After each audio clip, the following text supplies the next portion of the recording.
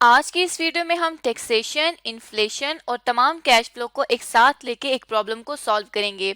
जैसे कि आज तक हम सीखते आए हैं कि कंपनी ने जब अपने किसी प्रोजेक्ट को अप्रेज करना होता है, जब ये जानना होता है कि क्या वो प्रोजेक्ट उसके लिए वायबल है या नहीं, वो डिफरेंट तरीकों से इस चीज़ को जानती है और डिफरेंट मेथड्स में कैश फ्लोज को इस्तेमाल करती है। और इन कैश फ्लोज पर डिफरेंट इम्पैक्ट्स होते हैं, जिनमें से एक इम्पैक्ट टैक्सेशन और एक और इम्पैक्ट इन्फ्लेशन का भी है। अभी तक हम इन इम्पैक्ट्स को सेपरेटली डिस्कस करते आए हैं कि टैक्सेशन और इन्फ्लेशन अगर सेपरेटली आए तो क्या होगा। आज के इस प्रॉब्लम में, आज के इस वीडियो में हम ये देखेंगे कि अगर टैक्स और इन्फ्लेशन इकट्ठे आ जाएं तो प्रोजेक्ट के कैश फ्लोज पर क्या इफेक्ट होगा। और इनको इकट्ठा देखना इसलिए जरूरी है क्योंकि प्रैक्टिकली टैक्स और इन्फ्लेशन दोनों एक साथ हमेशा आते हैं। तो इसलिए अगर कंबाइन इफेक्ट्स की बात की जाए तो जैसे हमने अपने लास्ट वीडियो में डिटेल में कंबाइन इफेक्ट्स को डिस्कस किया था, लेकिन यहाँ पे हम इनको रिवाइज करें तो सबसे पहला कंबाइन इफेक्ट ये है कि इन्फ्लेट करना है कॉस्ट और रेवेन्यू को टैक्स अप्लाई करने से पहले, मतलब टैक्स को कैलकुलेट करने से पहले रेवेन्यू और कॉस्ट को इन्फ्लेट कर देंगे, उनको नॉमिनल बना देंगे। और नॉमिनल वो होते हैं जिसमें नॉमिनल वो कैश फ्लोज होते हैं जिनमें हम लोग इन्फ्लेशन का इफेक्ट डाल देते हैं। इसी तरह से टैक्स डेप्रिसिएशन लेने से पहले कॉस्ट ऑफ डिस्पोजल जो वैल्यू है उसको इन्फ्लेट करना है, मतलब कॉस्ट ऑफ डिस्पोजल की वैल्यू को हमेशा इन्फ्लेट करेंगे, उसके बाद टैक्स डेप्रिसिएशन चार्ज करेंगे। इसी तरह से वर्किंग कैपिटल को हमेशा इन्फ्लेटेड फिगर्स में लिखेंगे, मतलब उनको भी नॉमिनल में लिखेंगे। और डिस्काउंट रेट जो है उसको हमेशा पोस्ट टैक्स लेंगे। और ये बहुत इंपॉर्टेंट पॉइंट है कि जो डिस्काउंट रेट है उसको पोस्ट टैक्स लेंगे, क्योंकि हम तमाम कैश फ्लोज को भी पोस्ट टैक्स लेते हैं, इसलिए डिस्काउंट रेट को भी पोस्ट टैक्स लेंगे। और डिस्काउंट रेट अगर नॉमिनल लेंगे तो इसी तरह से उसके साथ कैश फ्लोज भी नॉमिनल लेनी है। और नॉमिनल के हमने देख लिया कि नॉमिनल वो होता है जिसमें इन्फ्लेशन का इफेक्ट ऑलरेडी शामिल हो। तो अब अगर प्रॉब्लम को देखा जाए तो एक्टो लिमिटेड एक कंपनी है जिसके लिए रिक्वायर किया गया है कि calculate the present value of the project and show the effect of taxation and inflation on cash flows. तो इस तरह हमने एक्टो लिमिटेड के लिए प्रेजेंट वैल्यू कैलकुलेट करनी है टैक्सेशन और इन्फ्लेशन का कैश फ्लोज पर इफेक्ट लेने के बाद। तो यहाँ पे Acto limited is considering a potential project with the following forecast. Acto limited एक प्रोजेक्ट लेना चाहती है जिसकी ये फोरकास्ट है। Initial investment in rupees million दी गई है, डिस्पोजल प्रोसीड रुपीज मिलियन में दिए गए हैं और डिमांड यूनिट्स में दी गई है। तो यहाँ पे इनिशियल इन्वेस्टमेंट को -1000 लिखा गया है क्योंकि ये एक आउटफ्लो है। डिस्पोजल प्रोसीड्स जो प्रोजेक्ट की लाइफ के एंड में जो पैसे वसूल होंगे वो हैं 200 मिलियन रुपए। डिमांड 5 मिलियन यूनिट्स की, 10 मिलियन यूनिट्स की और 6 मिलियन यूनिट्स की तीनों सालों में दे दी गई है। Initial investment will be made on the first day of the new accounting period. Initial investment जो है वो साल के शुरू में की गई है। The selling price per unit is expected to be 100 and variable cost 30 rupees per unit. Selling price 100 रुपए और वेरिएबल कॉस्ट 30 रुपए है। Both of this figure are given in today's term, आज के टर्म में दी गई है, मतलब ये रियल है, इनमें इन्फ्लेशन का इफेक्ट नहीं है। हमने इनको इन्फ्लेट करना है, नॉमिनल बनाना है। इसी तरह से tax depreciation is available at 25% reducing balance method. Tax depreciation जो है वो 25% रिड्यूसिंग बैलेंस मेथड पे है और कॉर्पोरेट टैक्स रेट 30% है। Corporate tax is paid in the year in which it arises, उसी साल में पे हो जाएगा जिस साल में वो बनेगा। The company has a real required rate of return of 6.8%। Company का रियल रेट जो है वो 6.8 है, इसको भी हम नॉमिनल करेंगे, इन्फ्लेट करेंगे। इसी तरह से general inflation is predicted to be 3% per annum. जो जनरल इन्फ्लेशन रेट है वो 3% दिया गया है, but selling price is expected to inflate 4%, लेकिन सेलिंग प्राइस जो है उसके लिए स्पेसिफिक 4% का रेट दिया गया है एंड वेरिएबल कॉस्ट का रेट जो दिया गया है वो दिया गया है इन्फ्लेशन 5%। अब हम अपने इस क्वेश्चन को स्टार्ट करते हैं और स्टार्ट में हम यहाँ पे क्या करेंगे कि सबसे पहले ईयर्स को मेंशन कर देंगे कि जो साल हमें क्वेश्चन में दिए गए हैं। तो क्वेश्चन में हमें 3 साल दिए गए हैं, 1, 2, 3 और ईयर 0 पे, क्योंकि हम इनिशियल इन्वेस्टमेंट करते हैं तो हम इसको हमेशा साथ रखते हैं। और हमने प्रेजेंट वैल्यू कैलकुलेट करनी है। प्रेजेंट वैल्यू कैलकुलेट करने के लिए सबसे पहले हम क्या करेंगे कि अपने कैश फ्लोज को फाइंड करेंगे।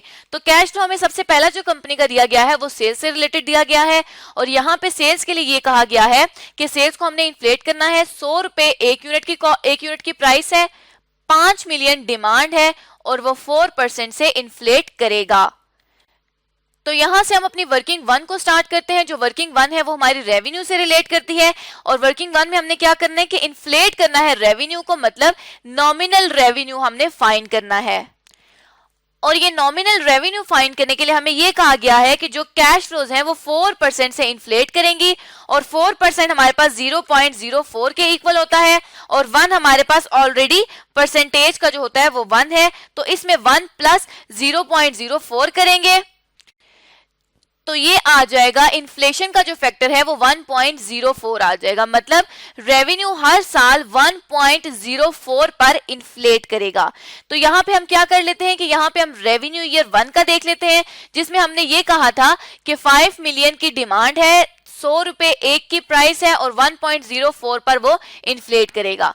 तो यहाँ पे भी हमने यही किया है कि 5 मिलियन डिमांड है, ₹100 एक यूनिट की प्राइस है और वो 1.04 इन्फ्लेशन के फैक्टर से इंक्रीज करेगा तो वो आ जाएगा 520 मिलियन रुपीस। इसी तरह अब दूसरे साल के इन्फ्लेशन के लिए हम क्या करेंगे कि दूसरे साल के लिए 10 मिलियन यूनिट्स थी, 100 रुपए एक की प्राइस थी, 1.04 इन्फ्लेशन का फैक्टर था और क्योंकि हम रेवेन्यू दूसरे साल के लिए फाइंड कर रहे हैं तो इसलिए हमने इसको रेज टू पावर 2 कर दिया, तो ये आ गया 1082 मिलियन रुपीस। ऐसे ही तीसरे साल के लिए भी हमने रेवेन्यू फाइंड कर लिया, तो ये 520 मिलियन, 1082 मिलियन और 675 मिलियन रुपीस को हम अपने इस टेबल में जहां पे हमने सेल्स के लिए वर्किंग की थी यहां पर लिख देंगे। तो ये हमारे पास फर्स्ट इनफ्लो जो सेल्स है वो कैलकुलेट हो गया। इसी तरह अब हमने क्योंकि नेट कैश फ्लोज फाइंड करने हैं सबसे पहले, तो उसके लिए हम क्या करेंगे कि सेल्स में से वेरिएबल कॉस्ट को लेस करेंगे और वेरिएबल कॉस्ट के लिए हम यहाँ पे जिस तरह हमने वर्किंग नंबर 1 की थी रेवेन्यू के लिए, इसी तरह से हम यहाँ पर वर्किंग 2 कर देंगे वेरिएबल कॉस्ट के लिए। और वेरिएबल कॉस्ट के लिए ये इन्फॉर्मेशन दी गई है कि 30 रुपए एक यूनिट की प्राइस है, डिमांड सेम रहेगी और जो अब इन्फ्लेशन इन्फ्लेट करेगा वेरिएबल उसका स्पेसिफिक रेट है कि 5% पर इन्फ्लेट करेगा। तो जिस तरह यहां पर 4% के साथ 1.04 इन्फ्लेशन का फैक्टर आ रहा था, इसी तरह से 5% के साथ जो इन्फ्लेशन का फैक्टर आएगा वो आ जाएगा 1.05। तो अब इस डेटा के बेस पे हम वेरिएबल कॉस्ट को अगर फाइंड करें तो फर्स्ट ईयर की वेरिएबल कॉस्ट कुछ इस तरह से होगी कि 5 मिलियन यूनिट्स जो हमारे पास सेल्स की थी वो यहाँ पर यूनिट्स और 30 रुपीस की वेरिएबल कॉस्ट है और 1.05 इन्फ्लेशन का फैक्टर है। तो जब हमने इन तीनों को आपस में मल्टीप्लाई किया तो ये हमारे पास आ गया 158 मिलियन। इसी तरह जैसे हमने दूसरा साल था तो उसको रेज टू पावर 2 किया था, यहाँ पे भी हम एज इट इज कर देंगे जैसे हमने ऊपर किया था कि 10 million demand into ₹30 variable cost into 1.05 raise to power 2, क्योंकि दूसरे साल के लिए कॉस्ट कैलकुलेट कर रहे हैं तो वो आ जाएगी 331 मिलियन। इसी तरह तीसरे साल के लिए 208 मिलियन रुपीस या 208 मिलियन रुपीस हमारे पास वेरिएबल कॉस्ट आ गई। अब यहाँ पे जहां पे हमने अपने इनफ्लोज लिखे थे यहाँ पे हम वेरिएबल कॉस्ट लिख देंगे जो हमने वर्किंग 2 में कैलकुलेट की है, जो कि हमारे पास आउटफ्लो है और यहाँ पे हमने वेरिएबल कॉस्ट को मेंशन कर दिया। अब यहाँ सेल्स में से जब वेरिएबल कॉस्ट को लेस करेंगे तो हमारे पास आ जाएगा net cash inflows. Net cash inflows को कैलकुलेट करने के लिए क्या करेंगे कि यहाँ सेल्स में से वेरिएबल कॉस्ट को लेस कर देंगे तो ये हमारे पास 362 मिलियन रुपीस के नेट कैश इनफ्लोज आ गए पहले साल के ईयर 1 के लिए। इसी तरह ईयर 2 और ईयर 3 के लिए भी हमारे पास 751 और 467 million rupees net cash inflows आ गए। तो यहाँ पे क्या मतलब हुआ कि हमने सेल्स और वेरिएबल कॉस्ट को नॉमिनल वैल्यूज बनाकर तो नेट कैश इनफ्लोज फाइंड कर लिए। अब कंबाइन इफेक्ट में हमने पढ़ा था कि अब जो नेट कैश फ्लोज इन्फ्लेटेड वाले हैं उनके ऊपर टैक्स अप्लाई करना है। तो अब टैक्स को अप्लाई करके प्रेजेंट वैल्यू कैलकुलेट करने के लिए हम नेक्स्ट वीडियो पर बात करेंगे।